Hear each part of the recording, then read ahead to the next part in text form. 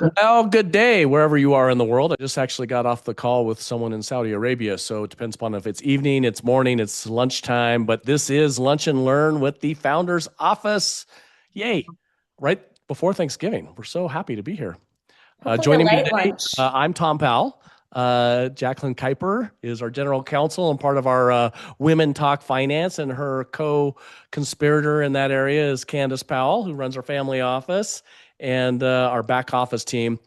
We hope to have a guest today, but she may not be able to make it, so we're holding tight. So if she pops in, I'll give you the introduction, and of course, it'll be a fanfare scenario. But until then, what's cool and happening out in the world?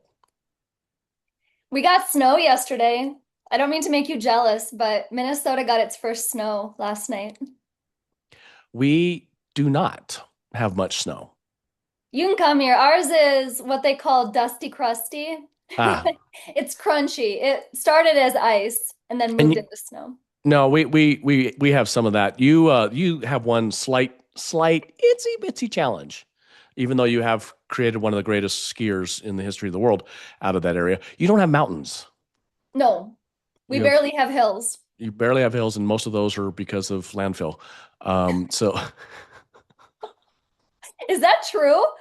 I am very trusting. I'm No, pretty don't, gullible. Okay, no. thank you. He's being a snow snob. He's being a ski snob right now. Ignore this man, everyone. I'm being Um, a mountain snob, he's a mountain snob. I know. For Okay. those who flatlanders. don't know, we live in the Sierras, so we love the mountain life and love our snow. And yeah, so we're big skiers if you aren't aware. Yeah, and Candace, how many people come into Thanksgiving dinner? Auntie 20 said. 26 family member. It's just getting ridiculous. It's just getting a little outlandish, to be honest. And when I tell people, and like when we see the list of the group, the family text, it makes total sense. But when you put a number to it, it's excessive. Yeah, It's you're not like you're not going to cut anybody out. You're like, well, there might be a couple, but I'll probably be the one that we gets cut out. cap our events Yeah. at fewer attendees than are coming to Thanksgiving dinner. I had that realization yesterday that we cap our events because it starts to lose value when you get too big. Yeah, that is true. Well, fortunately, my sister is hosting us this year, and I think we're bringing potatoes or something like that. But Jackie, any big Thanksgiving plans? Nope, gonna help host and I'm making my cranberry sauce later. Nice, nice. Well, let's get started. I don't think Jen's going to join us, so we'll have her on at another time. We knew that we were pushing it because it is Thanksgiving week here, but nonetheless, we had two calls today that were about capital raising. Actually, three calls today. So one was in Saudi, one was on the East Coast this morning, which was great, and one was in Austin, Texas. So people are still out there raising capital, getting ready for what they're going to do for the launch next year. Business is going, and you guys had questions set up. So I guess I'm on the firing line. Ye- Well, I think I want to highlight it shows it's a holiday week and capital doesn't sleep. It doesn't take a rest. Founders, um, as much as we get to have the freedom and all the wonderful things that come with it, what are all of our founder friends doing right now during this week? It depends upon where they are in the True. cycle. A handful of them are trying to figure out, damn it, how are we going to get the turkey paid for, right? Because they're trying to keep the lights on at the same time. Fancy. Hi, Jen. Hey Hi, there. Jen. Hi, Okay. Jen. Okay, I'm gonna do the first intro now that you're coming on there, but we were talking about what founders are doing right now, so you're gonna be able to do this. But let me introduce you to my friend Jen. Imagine having someone in your corner who can see exactly what is holding you back before you can articulate it. Consider a coach who understands founders at the level where pressure, performance, and personal well-being intersect. That is where Jen Godot does her best work. Did I say it Go right? day. Go Goday. day. Goday. Ah.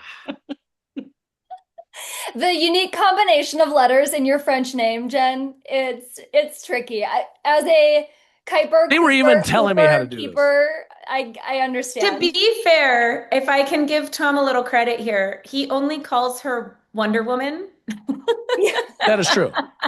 So and if he's going formal, he calls her Jen Wonder Woman. True. That is true. That's her full government name as far as we are concerned. Yeah. Well, nonetheless, I am pleased to introduce everyone to Wonder Woman, my friend, our friend, Jen Godet. Yeah, I got it. Got it. Nailed Yay! it.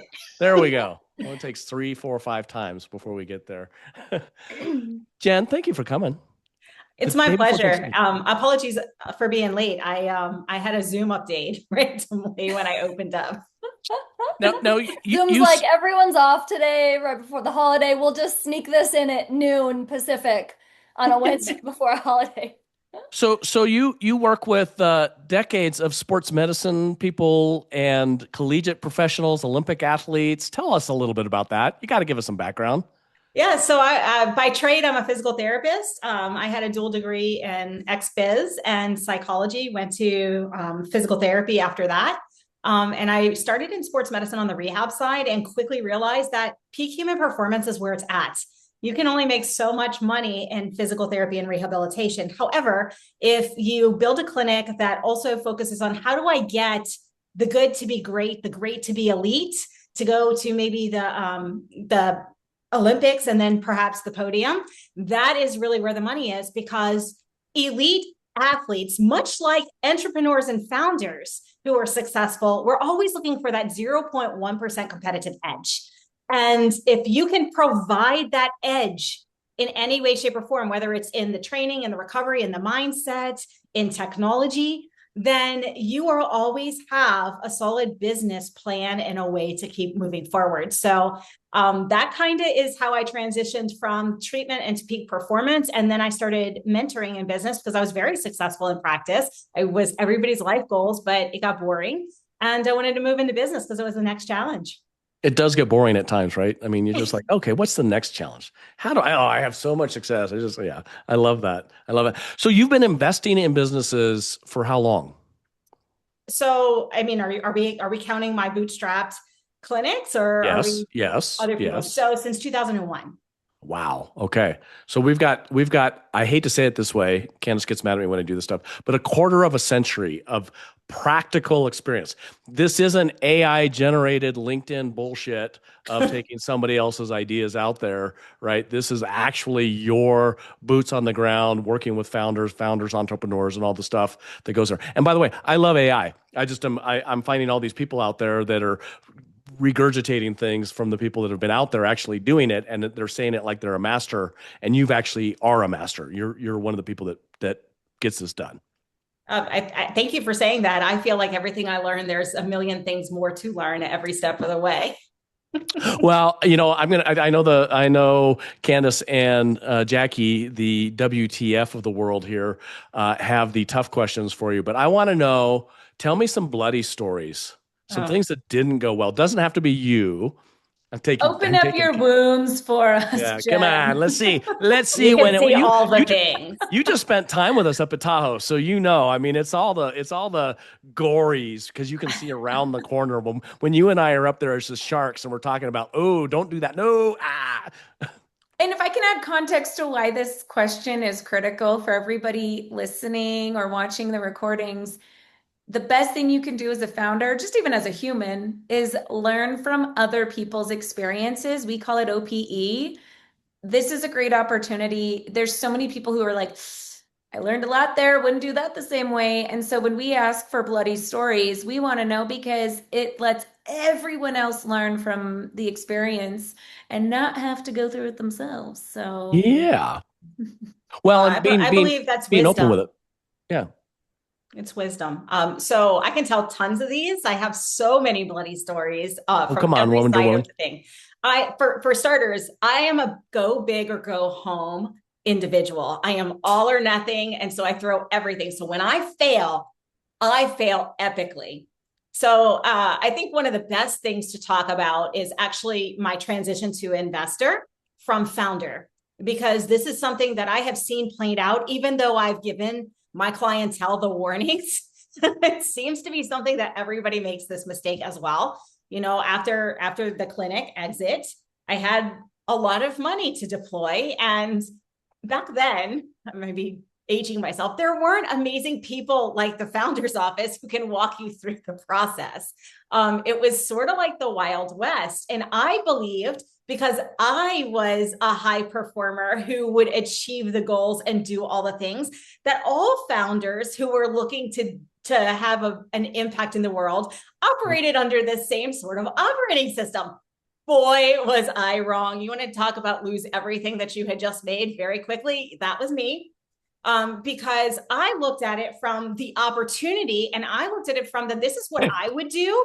And of course they're going to do that too. Yeah. Of course. Of course. You know, I was somebody, and I still am. I love people. And that's why I stay in consulting and coaching, is because I really see the potential in people and love to get them to that next level, or be a part of that journey. And so I had that innate belief, and I just trusted the people and did not do people due diligence enough. Okay. Every failure that I have had to date has a first and a last name.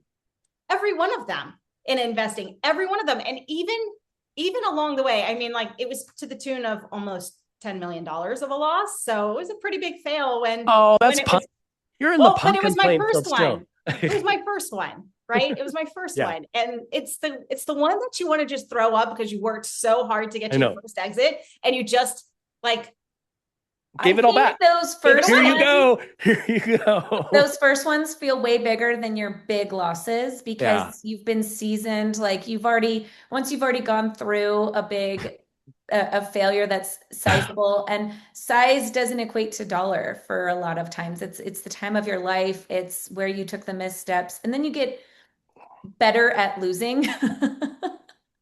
You get better at making mistakes and accepting and taking the lesson and moving forward and applying what you need to know, like what you learned, and take it forward, and knowing that you can earn it back, knowing that you can make it back, knowing that you've got the skills, you've done it once, you can do it bigger and better the next time. So it doesn't fix the I want to just throw up and hide all at the same time feeling in your gut. Yes. And it takes a lot. I'm going to be honest. Like, when you take it in the gut like that, it takes a lot to get up the courage to do it again, because I basically worked for several years, got this amazing position where I moved from, founder and entrepreneur to investor. I still was working. I still was consulting and doing things in sports medicine, but it was more laissez-faire, because I'm like, oh, I've got all this. It's going to be great. Like, it's that thing that you go through on the first.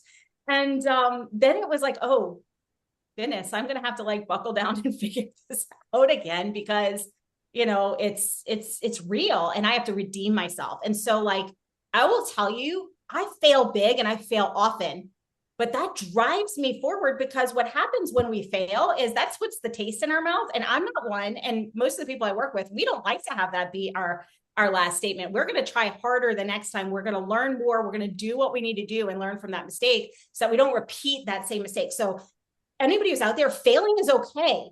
And if you're not failing, you're not showing up big enough, but it's what you take from those failures, those lessons. If you repeat that failure, that's when it's not okay. You want to learn from it. What's your best mistake that you will never make again? Well, this one is actually in business. It's really embarrassing. So because it was later on, it was 2018 when I made this mistake, and I should have known better. But for those of you who know the speaking circuits, what used to happen before QR codes, because technology wasn't really there yet, maybe it was 2017 when this happened, probably so. I was speaking all over the world. I was using that to fill my coaching and consulting practices.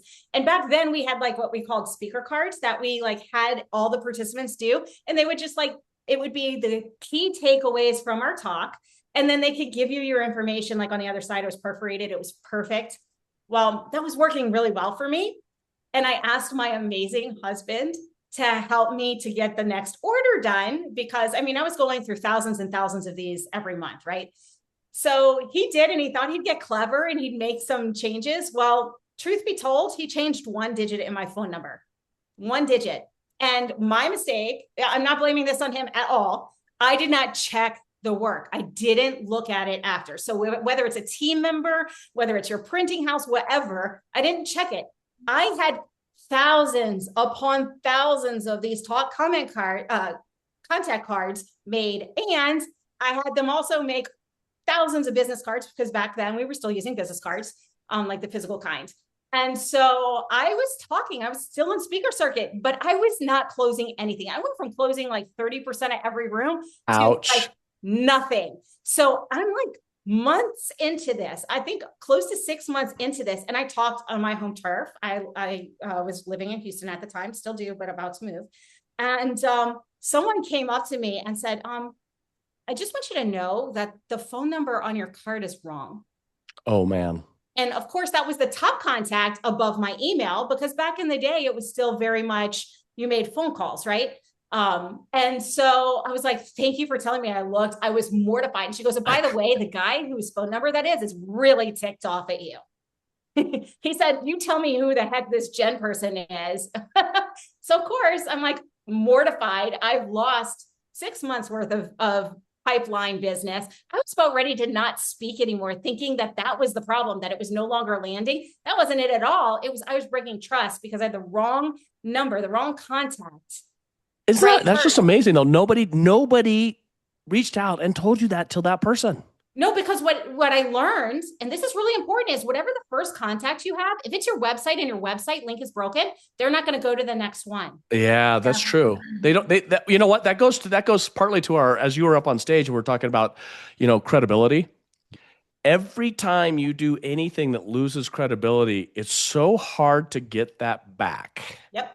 And so when they're like, well, why would I want to do business with this person? Because they can't even get their phone number right. That's exactly right. I mean, come on.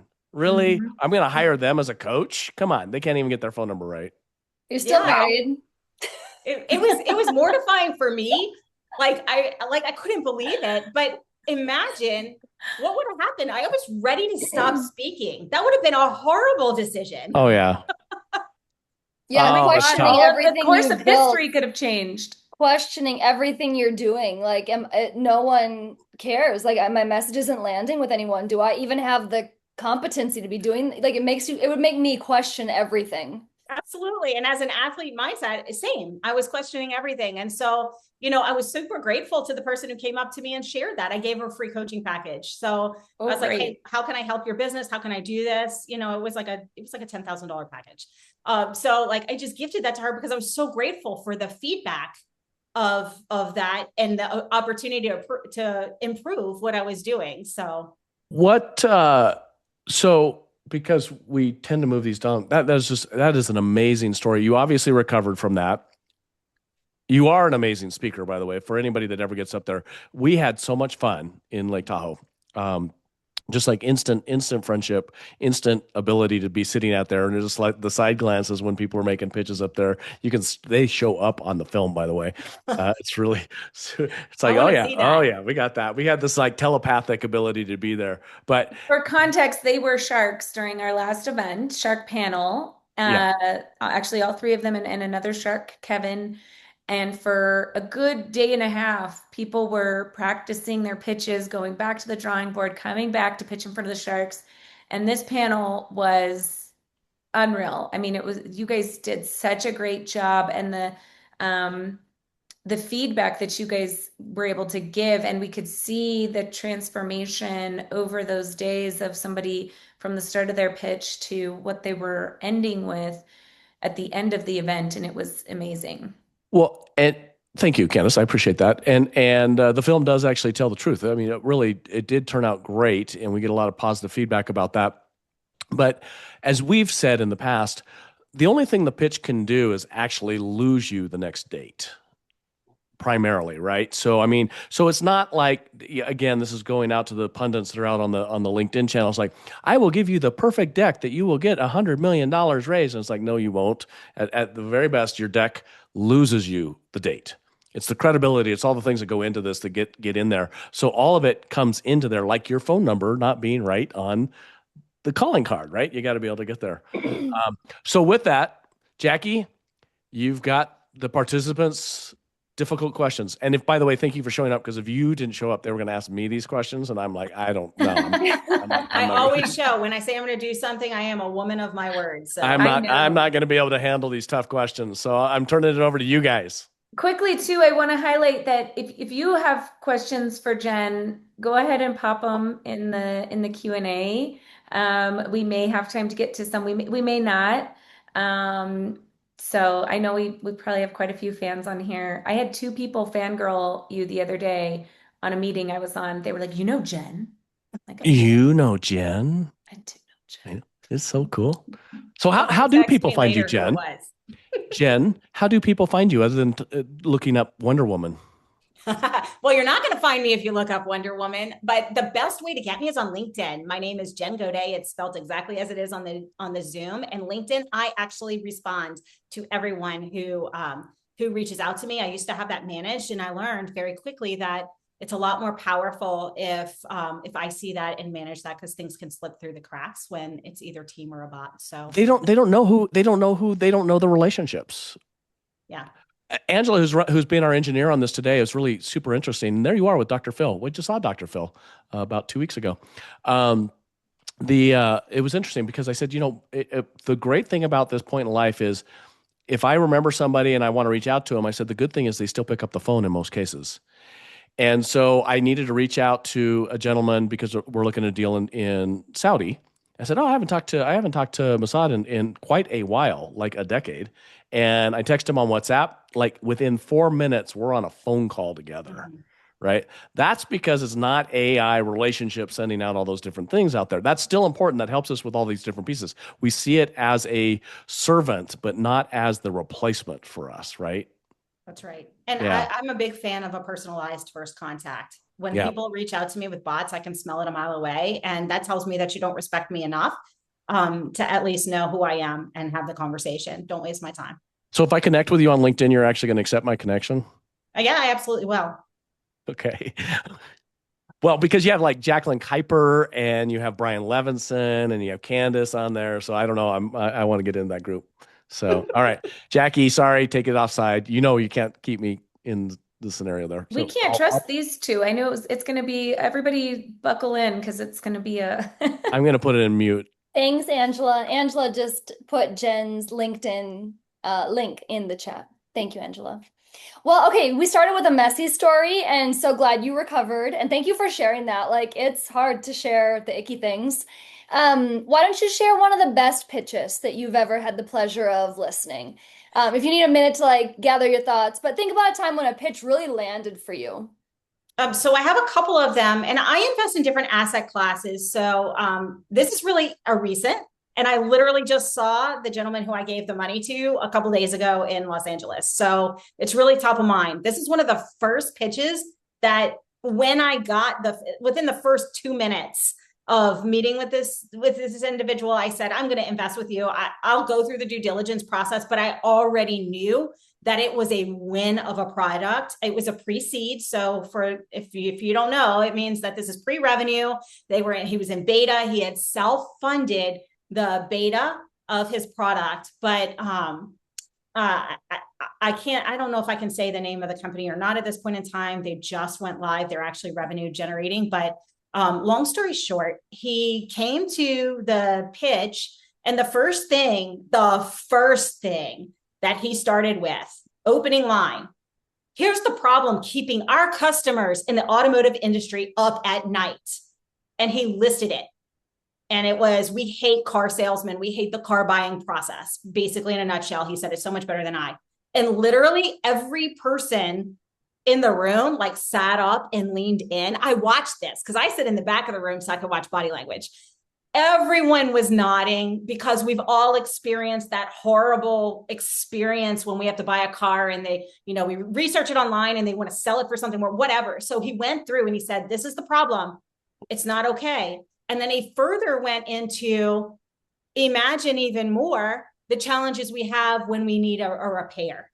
So he moved from one major problem and linked it to an even bigger pain point. And he went in, he goes, this is the solution that I have. It's AI generated. It tells you, the consumer, exactly what's wrong just by scanning with your phone. You'll have an idea of what the problem in your car is, or the car that you're buying, if you're buying a used car, and how much it's going to cost and what you can expect. Sold. I'm a female. I don't know anything about fixing cars and in today's world. And as a female, we tend to get the plus because it's expected we don't know cars. So I immediately understood the problem. He was very clear. And then he said, I know this because he did AutoNation, he did cars.com, and he listed TrueCar. He had like 5 companies that he had already brought to IPO, like very large exits. Instant credibility. So not only did he nail me with the problem, very clear, very concise, but then he had the credibility to boot. I'm researching him while he's giving his pitch, and everything he said is backed up. There's tons of evidence. So I'm able to do my due diligence. And then he just showed proof. He showed the receipts. I know it was pre-revenue, but he already had almost 1,000 contracts lined up with fleet vehicles to utilize this. He had partnerships with automotive already. He didn't give me ridiculous projections in a spreadsheet that said he was going to be at 20 million in year 1, which is completely unrealistic for a startup that hasn't even finished or launched. But he had the concrete data, and he showed, this is how much I'm raising, and this is exactly how I'm going to use every dollar, and exactly what that's going to do for the revenue top line, for the profitability, and for you, the investor. He spoke to the investor. What were we going to get every step of the way? And as pre-seed, that's real important, because your first investors are kind of key, because we're the ones who bring in the next and talk about the experience, right? And so like, he had full faith, but he was humble. And then like, it was like the perfect pitch. In less than 2 minutes, I knew exactly what I would get for the money I was putting in, exactly what timeline to expect, the bigger money that was following, that once he raised X dollars, he was going to get the next very large contribution. So it was kind of like, they're waiting to see you do initial success. This is very common. Once you have initial success, you can get some of the bigger investors in. But he knew his numbers, he knew what he needed, he knew how it was going to be used, and he knew what was most important to each and every investor in the room. And the best part about his pitch was, at the end, he did not try to convince anyone. He said there, he goes, listen, I know some of you, this is not for you, but if this is a pain point for you, and you invest in this industry, and you're willing to take this journey with me, he was inviting those like-minded people to join the mission. He goes, and even better if you're strategic and you have relationships in this space. No ego, 100% execution. Best pitch I've seen in a very long time. Yes, he got my money. Wow. And yes, it's delivered on everything. The communication and transparency has been brilliant. So Wow. I'd say that's the one, that's the most recent, that stuck with me. So, we see, and as you do, we see tons of pitches. Sorry, Jackie, I know I told you I was going to be quiet, but I can't. So I just can't sit in the sidelines. We see a lot of pitches, and it is unbelievable how many times we say, tell us the problem you solve. And they immediately go into what they do. And I think it's U.S. American centric, but it's really not, because it happens over in Asia and the Middle East and wherever I go. We're so caught up in what do you do that they can't say what problem they solve.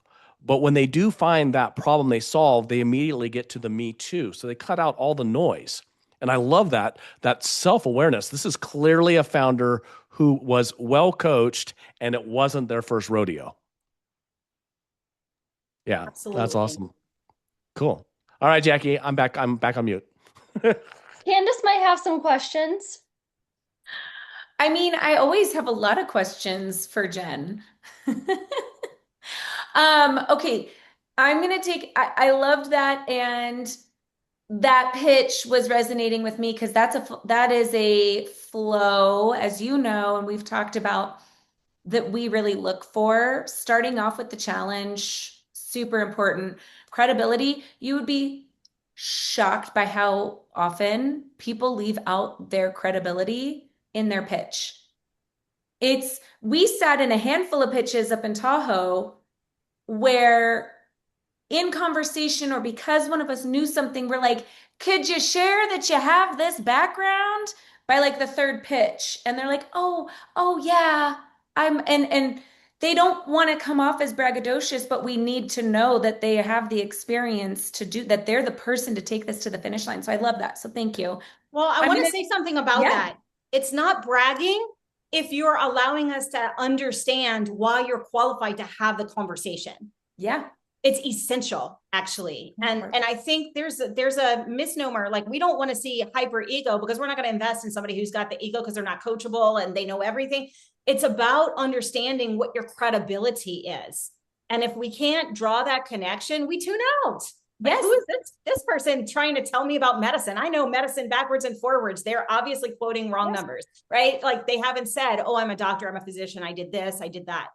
So incredibly important that we know where you're coming from, because the assumption I think founders make, and this is a mistaken assumption, founders assume that because we may have had access to the deck and before we've done our diligence, guess what? That's not the case. Sometimes we get 200, 400 pitches per week. We're not looking at every one of those. And we are not going past 2 or 3 slides in. If you've got a 60 slide deck, I don't even open it. Just frank. I think this goes to making sure not only do we see lack of credit, not lack of credibility, but they don't include credibility, but they also don't include their call to action. Yep. At least, they'll wait till like slide 36 and then put their call to action in. We've had a lot of great pitches where they sell us easily on the product. And like in this case, it sounds like he did in a hot second, sold on the product. But then there's something more here, because what he's actually pitching you on is an investment, and they are different. We've spoken with great groups where it's like all day, all night, I'm here for the product. I get your credibility. But now, why are we here having this conversation? You're not selling me on the widget. You're selling me on something else. And that's my participation, my money in your growth, right? You're not just asking me to buy the product.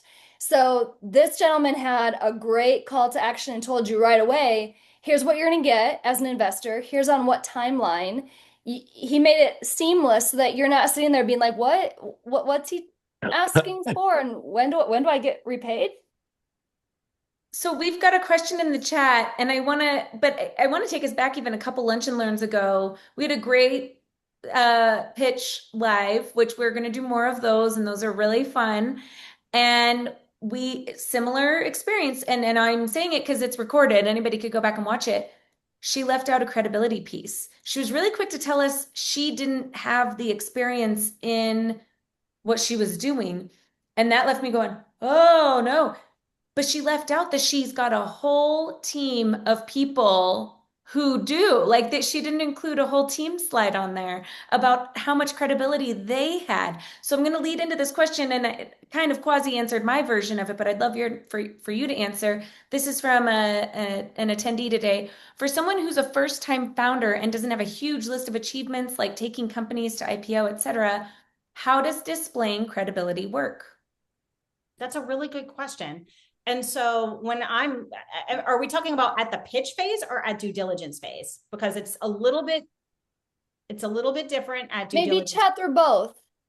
Okay. Yeah, what does it look like at both? So at pitch phase, I'm going to tell you, when you walk into pitch me, I'm looking at your body language. Are you confident? Do you have your shoulders rolled back? Are you excited about this? Or are you fidgeting in your boots? Because if you're nervous before you even open your mouth, that does not portray, I can take this to market. I've got legs. I can bring this out. It tells me that you're fearful, that you're nervous, that you really haven't prepared enough. And I understand first-time pitching can be challenging. However, preparation builds confidence. I know that you haven't practiced enough. I know that you haven't sought coaching to get that confidence, to give you some things that will help ground you before you speak.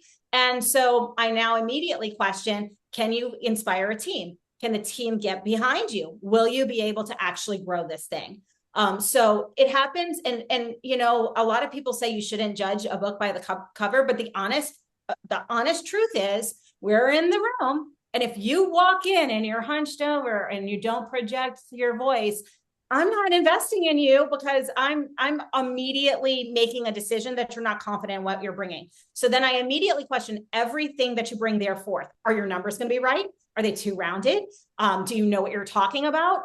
Before you even get to credibility. Then what is your experience been, and how does it translate to what you're doing now? If you're a first-time founder, but maybe maybe attorneys do this all the time, right? They've been really great at trial law, and now they're going to like be practice, and they're looking now that you can do roll-ups in legal, they're pitching for money because they're going to do a buy and build. They've never done this before, but they've got decades in the courtroom, and they've been very successful from their own, by their own right, growing to the business that they currently have. What I'm listening for is first the confidence, but then the reason that I'm doing this or I'm asking for this money is because I've done this successfully for myself, and now I'm looking to escalate that and to leave a legacy, and I'm going to need your money to do this. What qualifies me is I've built my business from scratch, or I've had this experience in the courtroom. I'm an expert negotiator because I do, M&A law, whatever it is, whatever that experience is, they're now relaying it to how it's going to help them as I maybe invest in their business. That's an excellent way. And another thing that's really, really good for credibility, and I like to see this, actually, I leverage this. If you go to my LinkedIn, it's me interviewing Dr. Phil. Everybody knows who Dr. Phil is. Branding by association. If I'm interviewing Dr. Phil, I must be somebody. I must have some accolades or something, because he is somebody who everybody knows. So if you have that in your background where you've interacted with somebody, or they've brought you in on a consulting basis or something along those lines, I love when people leverage that, because that tells me, hey, they've got other ways of building relationships, other relationships that can bring this forward. So that's kind of branding by association. We see the picture. You don't have to talk about it even. Just having that picture, when people go to my LinkedIn, they immediately takes me more seriously, because they see this, figure who's done very successfully with what he does in business and in his celebrity space. So utilize what you have and make sure you articulate it clearly and concisely. So we immediately see this is going to translate to you taking this to the next level, or you are in legal and you've hired an amazing team who has run your office. So we want to see that. And in due diligence, it just goes deeper. I love that. And by the way, on the opposite side, Jen, you're not old enough to have this happen yet, but this morning, Candace and I were on this great call, and for a while, it's been my aged lending credibility to everybody else, but Candace and Jackie lend credibility to me now, because in the age group that is in the founder range, they're like, oh, we can listen to this old guy, because he's actually pretty good. And the guy even said, well, you work with your dad, he must be okay, type scenario. So it works all ways, right? It really is about lending the credibility and borrowing the credibility from where it is. And I oftentimes say my team makes me look good, and that gives me credibility because my team is so good. People must be like, they can overlook my downfalls. I will say on one piece on there, you mentioned about walking into the room. I have so many founders that don't want to learn the art of capital raising. And I was on a founder call earlier today also, where he's now a COO, not a founder of this new company. And he talks about, one of the things that he didn't like being the founder and the CEO was that investor relationships was a full-time job. Full-time. He's like, I'm not even building the company. I'm not even doing these things. And that is one of those things that we see, and they think they can delegate it, but whoever they delegate it to ends up being the one who runs the company and owns the company, right? That founder investor side. If you're going to be the inventor, that's a role. But if you're going to be the founder and you're going to be taking that forward, you've got to be able to understand that raising and managing that relationship is a huge part of the business. Well, I would highlight that, Tom, and say that relational capital is everything. It will build your business, and it will also sink your ship. Yep. And it's so incredibly important. I couldn't concur. I concur completely with what you said. It's absolutely spot on. So if you're a founder watching this, like, listen up. Your role as a founder is to manage your relationships with your capital, but it's really relationship management. That's what you're in the business of as a founder. Your relationships with every stakeholder in the company that you're growing. And if you fail at that, you're not going to achieve your goal, your exit, or whatever it is that you're trying to get to. Yeah, you don't have to be the best at all the other pieces. You recruit, retain. That is one of our pieces, is we look at, have they been able to attract and retain talent? Because they don't have, back to that credibility piece Candace was talking about, no human has all of the skills that you need for growing that company to any scale, right? If they're the smartest person in the room, that's usually one of our big turnoffs. It's like, oh, it's like, we're out. No, the best founders hire the smartest people around them and rely on their team, because one of the biggest like no-nos for me is, and I'll walk away, is if I hear in the pitch, what that tells me is that this is not scalable, that you are the hero, if you will. And if you're the hero in your business and have to do all the things, this isn't going to be a successful exit. And I've coached thousands, tens of thousands at this point in time, founders and entrepreneurs. And the biggest challenge is letting go. So if I hear that in the pitch, I immediately know, well, this is going to be a nightmare, because there's going to be huge letting go issues, and they believe that it can't work without them.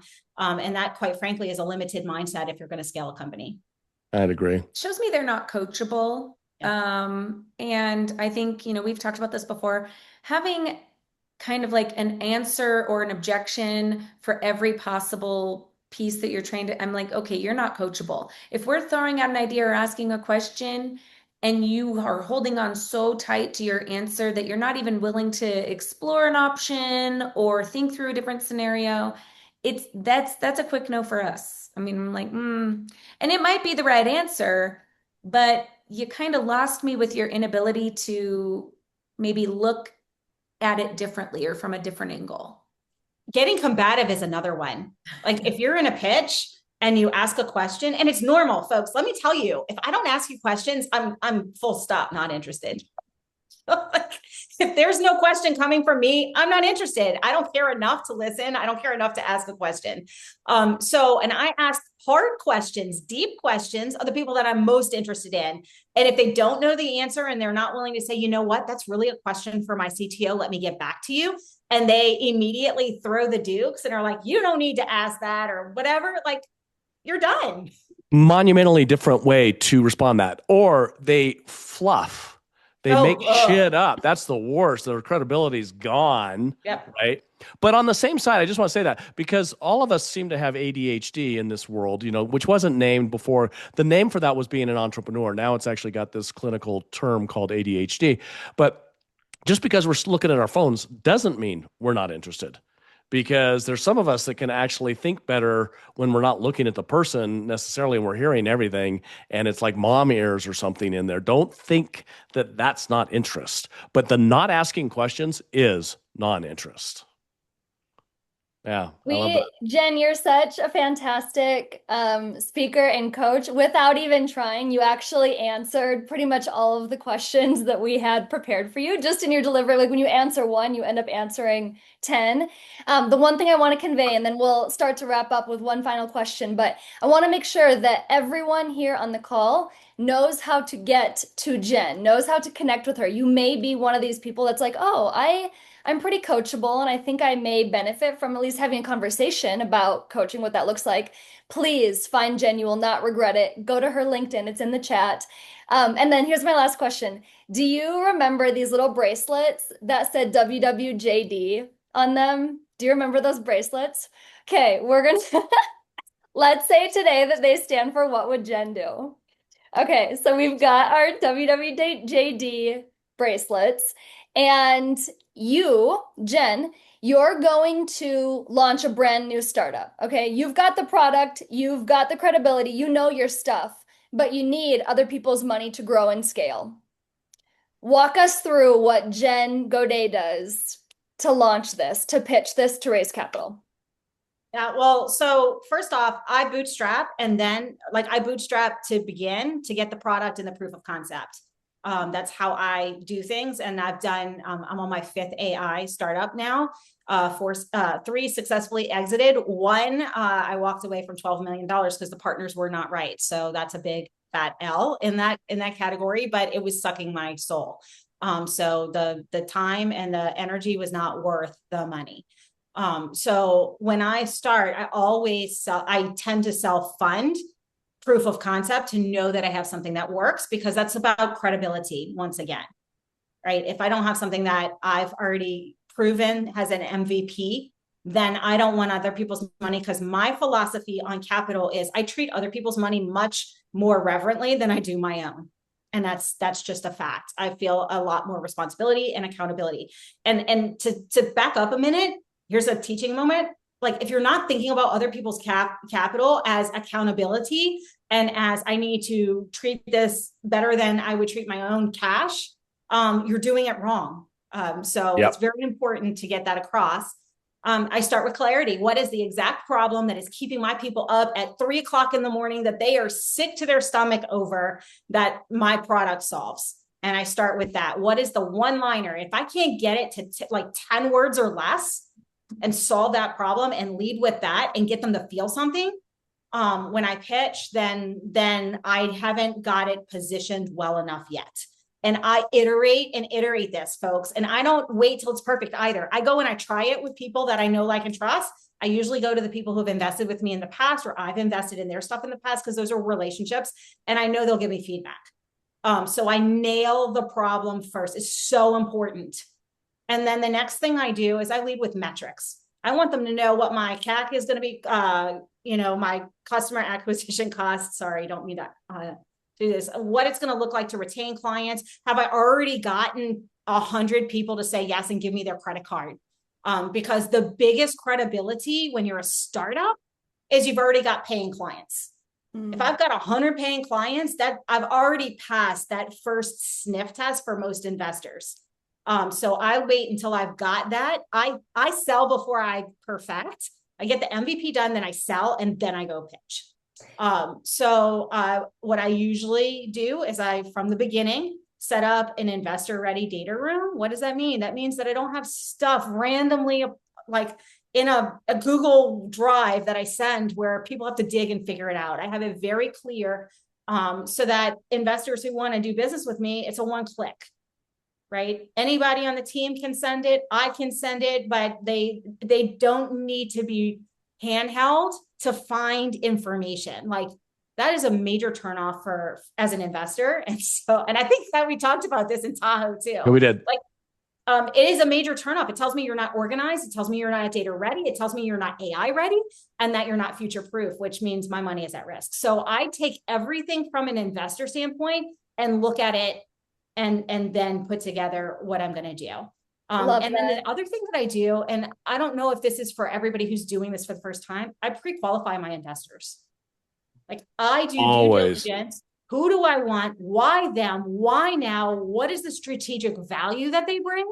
Because as an investor myself, my money is the least that I'm giving. Like you want my network, you want my expertise. I want to be partnered with people. And so I flip the script and I go, okay, I want investors like me because they're aligned. We share values. We see the impact. And of course, we're going to make a lot of money together because, I'm goal driven and I've got a track record. But that's what I'm doing. I'm positioning exactly as I would want to be pitched because I want to do business with people who I'm going to have fun with. And I don't want to have any hassle. So I try to make it as frictionless a situation for them as possible so that they can make a decision on whether they want to do due diligence. Because the other thing that I find very disrespectful is due diligence is a process and we're going to go through it, whether you like it or not as a founder. And they're going to do due diligence on me in whatever industry I'm moving into. And so I think it's tremendously disrespectful to waste people's time.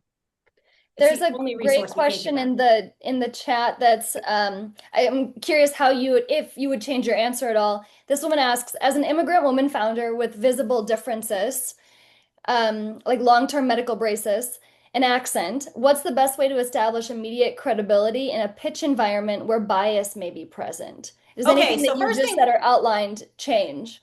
First things first, every woman has bias against them, even in 2025. I will tell you, I have had presidents of banks tell me that if it's me and I even have a superior business plan to a man, and like it or not, it's the world that we live in, almost 100% of the time, they're going to give the money to the gentleman over me if it's in a one-to-one relationship. So do you find that from women as well as from men? Meaning bias, like women. So women bias against women as well, even when they're sitting on the committees at times, unless it's a specifically women-focused fund. Well, in the funds that I participate in, the answer to that is no. Okay. But yes, that is definitely the case in some other rooms. Yeah, I just don't choose to invest in those because I believe that my money makes a difference. And I want to vote with my dollars what I believe to be true, which is every single human should start with an equitable opportunity. Agreed. If all else is. So I choose not to invest in those funds because So how does she overcome it? It's a great question because, I've got such relativity to it because I'm the rich white guy. I have no space Yeah, to you even be can mute talking your about mic this. now. Like I can mute it now, right? Yeah, I have no space to say it other than being a champion for others Right. out there, for all And the other I'm people. Yeah. teasing because No, he that's or true. she is an important component to this conversation. Massively, yeah. So I'm not the person to answer it.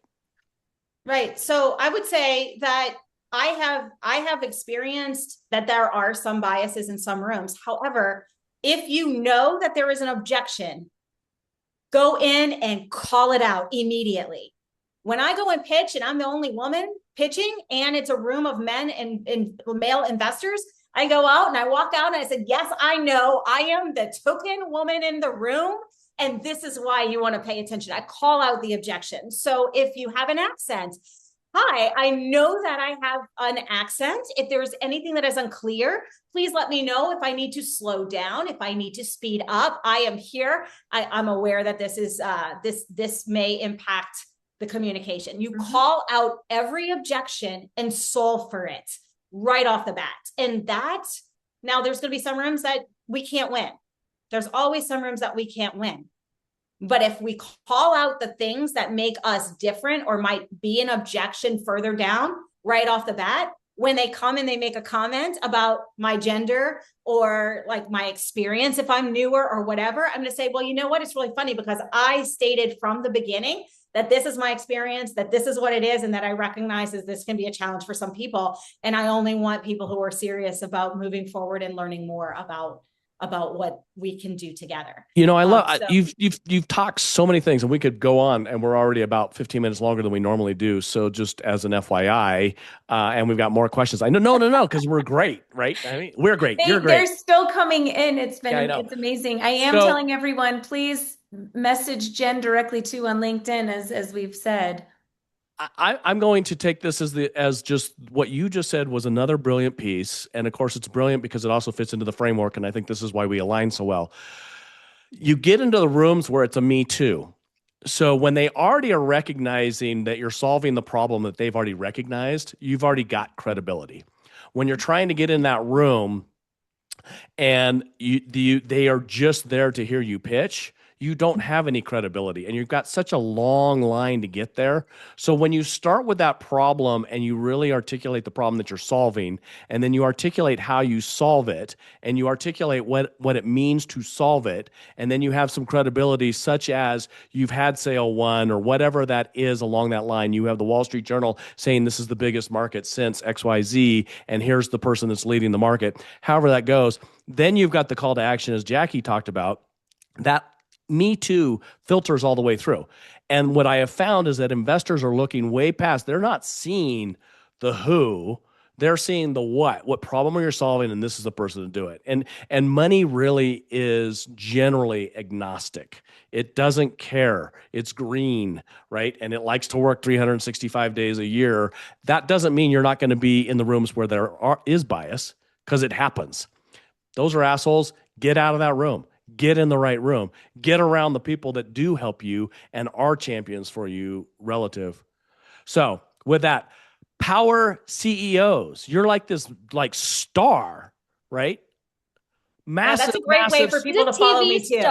Massive TV star, power CEOs, podcast and stuff. People need to go out and see this. Tell us what last thing is. You have thousands of followers and everything out there. We're just so impressed. But people can come on that show as well, right? Yeah, they can. I interview founders. I interview people who've had success. And in full disclosure, Tom, I'm going to have you on. I'm going to ask about your biggest failure because that's how people learn. You can catch it by going to nowmedia.tv, click on shows, go to Power CEOs, and you'll get that on demand. It's also on Apple Pods and Roku and a lot of different places. You're everywhere as well. Yeah. Angela put the link in the chat for all of the guests. Navigate there and grab that browser link. And for those who are into medical, I do a lot of featuring medical innovation on Vital Signs, which is on the same network. It's just a different television show on the same network. I had Kessler Foundation on just the other day talking Oh, that's about some awesome. real cool robotics that they're working on. They're excellent. Power CEOs, I bring the most successful in to talk and teach, and I think it's very important that we have equitable access to information. I agree. Oh, that's so awesome. Yeah. Well, we could, as always, we can just chat forever and ever and ever because there's just so many intersections, and you're just brilliant, which I love having that on. And the three of you, I'm always just lucky to be in the room, so I appreciate it. Um, Jackie, you're not going to be on the show for December, huh? I think, is that right? No, I just am gone next week. You're just but gone next week. Two Okay. after that, I'll be on. And we are, so I'm sorry, totally misunderstood that. But we're not going to be here for the Christmas Eve and New Year's Eve, right? The 24th, because it is my granddaughter's birthday. And so we'll be taking those 2 weeks off. We're actually shutting down the office. More than anything, got it's free because he shows. wants to ski. I like that he threw the 5-year-old under the bus, but he wants to ski. She wants to ski with me, so that's okay. Yeah. We're Hippie taking top. 2 weeks at the end of December to honor the holidays. We'll be back in January. We're doing 3 shows in December. We have a great lineup for the rest of December. We're really excited. If you had a question, I know we had more questions in the chat. I'm going to totally offer Jen up here because she's a friend. And she put it out there. Find her on LinkedIn, and she does answer her LinkedIn questions. So be sure to get her perspective via LinkedIn. Follow her show because it's a great show. And it's Were you guys guests on the show? Millions of followers. It's amazing. You guys were guests on the show? Oh, that's right. We were guests on the show. There you go. We beat you to the punch. Awesome. We love you, Jen. We do love you, Jen. Happy Thanksgiving tomorrow. We love you. Yeah. Happy Thanksgiving. Angela is throwing up a couple QR codes. Last thing, if you want to go to Founder's Office, find out more about what we're about, the QR code is there for our website. And then if you have a pitch deck and would like some complimentary feedback on the deck itself, we also offer that, and you can do that through our website as well. There's a special button there that says Enhance My Pitch Deck. So QR codes are up on the screen. Grab those, go find Jen online, and we'll see you next Wednesday for our Lunch and Learn December 3rd. Sorry, we had so many questions. Sorry, we couldn't get to all the questions today. There's a number that didn't get answered, but we'll try and get back out to them. Thank you. Jen, thank you for joining us. Happy Thanksgiving, everyone. Thank you. Bye.